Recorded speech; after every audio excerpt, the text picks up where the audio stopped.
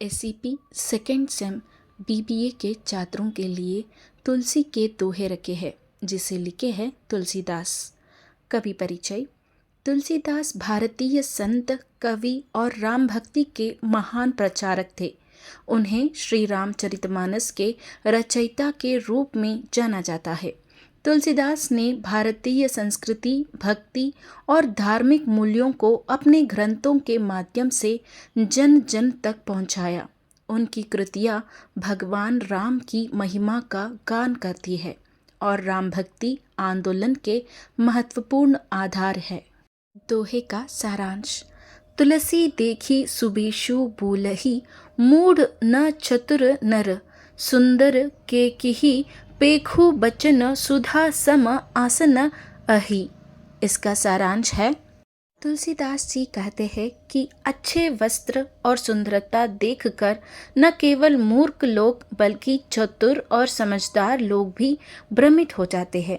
जैसे कोयल की आवाज़ सुनने में बहुत मधुर लगती है, लेकिन वह विष खाकर जीवित रहती है। इसका अर्थ है कि केवल बाहरी सुंदरता और मीठे वचनों के आधार पर किसी के स्वभाव और गुणों का आंकलन नहीं करना चाहिए। इस दोहे की विशेषता है, इस दोहे के माध्यम से तुलसीदास जी यह सिखाते हैं कि हमें किसी के बाहरी रूप, रंग और मीठी बातों पर मोहित नहीं होना चाहिए, बल्कि उसकी असली प्रवृत्ति और चरित्र को समझना चाहिए। अगली दोहा इस तरह है, राम ही सुमिरत रन भिरत, देत परत गुरु पाए, तुलसी जिन्हि न पुलक तनु, ते जग जीवत जाए। इसका सारांश है, तुलसीदास जी कहते हैं कि युद्ध भूमि में लड़ते समय भी जो व्यक्ति भगवान राम का स्मरण करते हैं और गुरु के चरणों की वंदना करते हैं, उनका जीवन धन्य है। लेकिन तुलसीदास के अनुसार जिनके शरीर में भगवान राम का स्मरण करने पर भी आनंद अर्थात पुलक नहीं उत्पन्न होता, ऐसे लोग इस संसार में व्यर्थ ही जीवित है। इस दोहे की विशेषता है, इस दोहे से यह शिक्षा मिलती है कि सच्चे भक्त का जीवन भगवान के स्मरण और गुरु के प्रति श्रद्धा से भरा होता है। अगर किसी के हृदय में भगवान के प्रति प्रेम या श्रद्धा का भाव नहीं जागता तो उसका जीवन निरर्थक है। अगला दोहा इस तरह है, लहई न फूटी कौड़ीहु, को चाहै के ही काज, सो तुलसी महंगो कियो राम गरीब निवास। इसका सार है, तुलसीदास जी कहते हैं कि जो व्यक्ति फूटी कौड़ी भी प्राप्त नहीं कर सकता, अर्थात जिसके पास कुछ भी नहीं है, उसकी कोई पूछ नहीं होती और न ही कोई उसका सहयोग करना चाहता है, लेकिन भगवान श्री राम जो गरीबों के हितकारी है, उन्होंने उस निर्धन को भी अनमोल बना दिया। इसकी विशेषता है, इस दोहे में तुलसीदास जी यह बताते हैं कि भगवान राम गरीबों और असहायों के सच्चे संरक्षक है। उनकी कृपा से निर्धन, तुच्छ या असमर्थ व्यक्ति भी मूल्यवान और पूजनीय हो सकता है। भगवान की भक्ति मात्र से मनुष्य का जीवन सार्थक बनता है। अगली दोहा इस तरह है, गंगा जमुना सुरसती, सात सिंधु भरपूर, तुलसी चातक के मथे, बिन स्वाति सब दूर। इसका सार है, तुलसीदास जी कहते हैं कि गंगा, यमुना, सरस्वती जैसी पवित्र नदियाँ और सातों समुद्र जल से भरपूर है, फिर भी चातक पक्षी के लिए स्वाति नक्षत्र की बूंद के बिना यह सब व्यर्थ है। उसके लिए स्वाति नक्षत्र की बूंद ही सबसे मूल्यवान और आवश्यक है। इसकी विशेषताएं हैं, इस दोहे के माध्यम से तुलसीदास जी कहना चाहते हैं कि किसी व्यक्ति के लिए उसकी पसंद या लक्ष्य सबसे अधिक महत्वपूर्ण होता है, चाहे दुनिया भर में साधन और सुविधाएं क्यों न हो। वह व्यक्ति वही स्वीकार करता है जो उसके हृदय और आत्मा के अनुरूप हो। यह दोहा समर्पण, धैर्य और चयन के प्रति प्रतिबद्धता का प्रतीक है। अगली दोहा है, मुखिया मुखु सो चाहिए खान भान कहू एक, पालगी पोषई सकल अंग तुलसी सहित विवेक। इसका सार है, तुलसीदास जी कहते हैं कि एक मुखिया अर्थात नेता या प्रधान को मुख अर्थात मुखड़ा उसकी तरह होना चाहिए। मुख केवल स्वयं खाने पीने के लिए नहीं होता, बल्कि विवेकपूर्ण ढंग से पूरे शरीर के सभी अंगों का पालन पोषण करता है। इसी प्रकार एक सच्चा नेता भी अपनी बुद्धिमत्ता और विवेक का उपयोग करके पूरे समाज या संगठन का कल्याण करता है। इसकी विशेषताएं है, इस दोहे का संदेश यह है कि नेतृत्व करने वाले व्यक्ति को स्वार्थी नहीं होना चाहिए।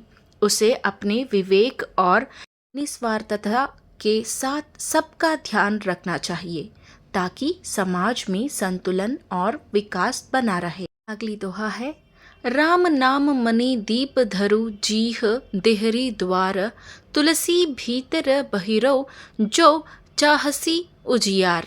इसका सार है, तुलसीदास जी कहते हैं कि अपनी जीभ को घर की देहरी अर्थात द्वार मानते हुए उस पर राम नाम रूपी मणि जटित दीपक रखो। यदि तुम अपने भीतर और बाहर दोनों जगह प्रकाश अर्थात आत्मिक और सांसारिक उजाला चाहते हो तो भगवान राम के नाम का निरंतर स्मरण करो। इसकी विशेषता है, इस दोहे में राम नाम की महिमा का वर्णन किया गया है। तुलसीदास जी समझाते हैं कि भगवान का नाम जीवन में अंधकार को दूर कर प्रकाश फैलाने वाला है। राम नाम का स्मरण करने से व्यक्ति के मन, वाणी और जीवन में शांति, पवित्रता और आनंद का संचार होता है। अगली दोहा है, बचन बेश क्या जानिए मन मालीज नर नारी, सूप नखा मृग पूतना 10 मुख प्रमुख विचारी। इसका सार है, तुलसीदास जी कहते हैं कि किसी व्यक्ति के मीठे वचनों अर्थात बोल और सुंदर वेशभूषा के आधार पर उसे अच्छा या बुरा नहीं समझना चाहिए। जिनका मन अशुद्ध अर्थात दुष्ट होता है वे धोखा दे सकते हैं।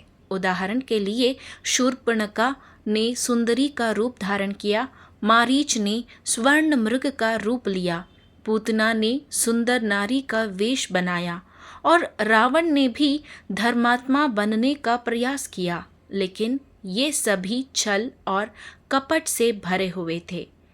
इस दोहे की विशेषताएं है, इस दोहे का संदेश यह है कि केवल बाहरी रूप, मीठे वचन या आकर्षक व्यवहार के आधार पर किसी व्यक्ति पर भरोसा नहीं करना चाहिए। असली मूल्य व्यक्ति के मन और चरित्र में होता है, जिसे समझने के लिए विवेक और सतर्कता आवश्यक है। अगली दोहा इस तरह है, तुलसी काया खेत है मनसा भयो किसान, पाप पुण्य दो बीच है बुवई सो लुनई निदान। इसका सारांश है, तुलसीदास जी इस दोहे के माध्यम से कर्म और उसके परिणाम की अटलता को समझाते हैं। यह विचार गीता के कर्म फल सिद्धांत से मेल खाता है। उनका कहना है कि यह शरीर अर्थात काया एक खेत के समान है और मन किसान के समान है। पाप और पुण्य दोनों इसमें बीज के रूप में हैं। जो मनुष्य जैसा कर्म अर्थात पाप या पुण्य करता है, अंत में उसे वैसा ही फल प्राप्त होता है। इस दोहे की विशेषताएं है, इस दोहे का संदेश यह है कि व्यक्ति को सदैव शुभ और सकारात्मक विचारों को अपनाना चाहिए। कर्म की महत्ता को समझकर अपना जीवन जीना चाहिए। हमारे जीवन का भविष्य हमारे कर्मों पर आधारित है, इसलिए विवेकपूर्ण निर्णय लेना महत्वपूर्ण है। अगली दोहा है, राम नाम मनि दीप धरु जीह देहरी द्वार, तुलसी भीतर बाहिरो जो चाहेसी उजियार। इसका सार है, तुलसीदास जी इस दोहे के माध्यम से भक्तों को प्रेरित करते हैं कि राम नाम का जाप ही सच्चा साधन है। जिससे मनुष्य का जीवन उज्जवल और आनंदमय बनता है। तुलसीदास जी कहते हैं कि यदि तुम अपने जीवन में भीतर और बाहर दोनों जगह उजाला अर्थात आध्यात्मिक और मानसिक प्रकाश चाहते हो तो अपनी जीभ को घर की देहरी अर्थात द्वार मानकर उस पर राम नाम रूपी मणि झटित दीपक रखो। भगवान राम के नाम का स्मरण करते रहो, क्योंकि राम नाम ही अज्ञान रूपी अंधकार को दूर कर जीवन को प्रकाशमान करता है। इसकी विशेषताएं हैं। इस दोहे में राम नाम की महिमा को बताया गया है। राम नाम दीपक की तरह है जो अज्ञान, धूप और अशांति के अंधकार को दूर करता है। ये दोहा है, दंपति रस रसना दसन परिजन बदन सुगेह तुलसी हर हित बरन शिशु संपत्ति सहज स्नेह।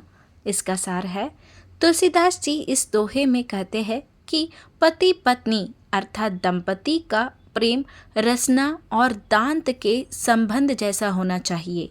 जिस प्रकार रसना अर्थात जीभ और दांत एक साथ रहते हैं, कभी कभी दांत जीभ को काट भी लेता है, फिर भी वे एक दूसरे से अलग नहीं होते।